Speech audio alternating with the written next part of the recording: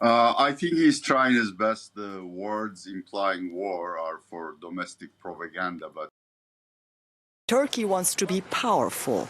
It wants to revive its national pride. Flags are a common sight, as are the images of two men. Kemal Atatürk. He is modern Turkey's first president, and he represents a secular republic. And then, of course, there's the image of the current president, Recep Tayyip Erdogan. Now, he wants to be the father of a new Turkish identity, one shaped by religious faith. However, Turkey remains deeply divided over what should dominate, secularism or religion. Unlike Atatürk, Erdogan is putting Islam first. He believes that religion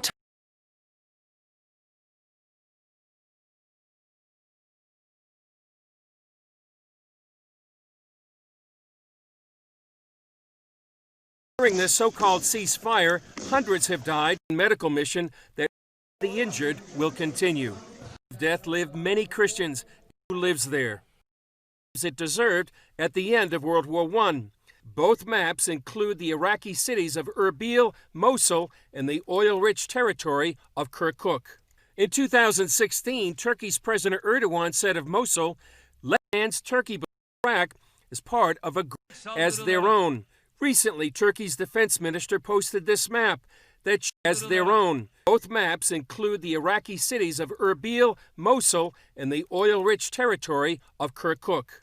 In 2016, Turkey's President Erdogan said of Mosul, "Let them read the national oath and understand what that place means to us." Their open intentions to restore the original caliphate that was disbanded in 1924. So 2024 is a very important year because it's the 100-year anniversary of the caliphate, and the Turkish regime is attempting to restore that caliphate right now. Heading sees an historical parallel with World War II. I think that what we have done as the West is that we have given over this so-called buffer zone to Turkey in the hope for peace in our time, just like Chamberlain did to Nazi Germany with the Sudetenland. And we know what happened after that. In the meantime, Heading and others believe a U.S.-enforced no-fly zone would help prevent another genocide.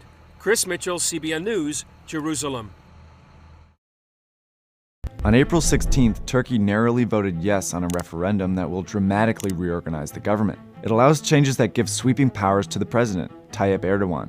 He could have complete control of Turkey's budget and military, will be able to appoint judges to the courts without a vote, can dissolve parliament whenever he chooses, and can stay in power until 2029. This has prompted concerns that he's becoming too authoritarian. And these concerns aren't that outlandish, mostly because Turkey was built by an authoritarian. If you look at the arc of modern Turkish history, it begins with Mustafa Kemal Atatürk. First president of the First Turkish Republic, Mustafa Kemal, during the 1920s, is now granted dictatorial powers and is himself christened Ataturk, meaning father of the Turks. Ataturk was a military general who created the Republic of Turkey out of the collapsed Ottoman Empire in 1923.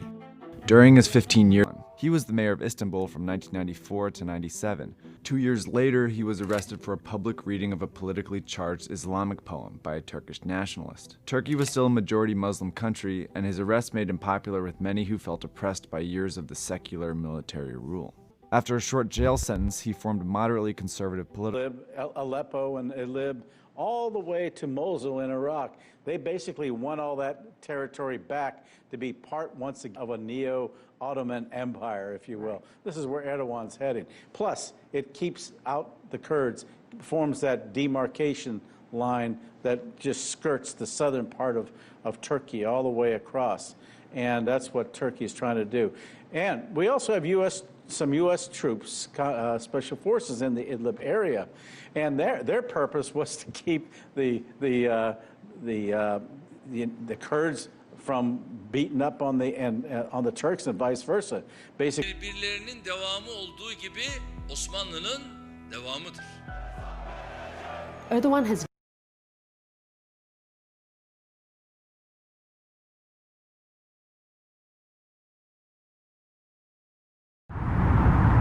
The Turkish president has unveiled his new presidential palace amidst huge controversy.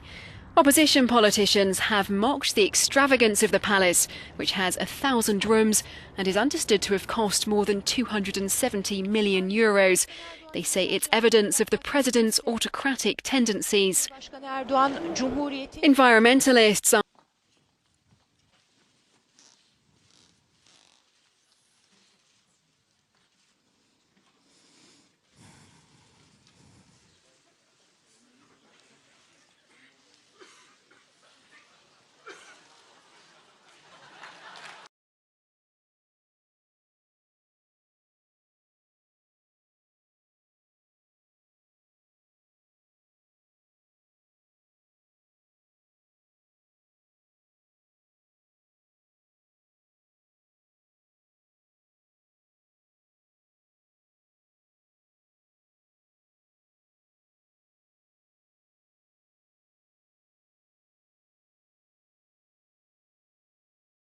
Wohlgemerkt von dem Land, das direkt um die Ecke bereits völkerrechtswidrig den Norden von Zypern besetzt. Türkische Republik Nordzypern nennt die Türkei das. Kein einziges Land der Welt, abgesehen von der Türkei natürlich, erkennt diese illegale Besatzung an. Aber dafür hat man halt 30.000 Soldaten und Reservisten auf der Insel.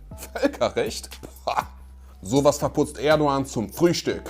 Aber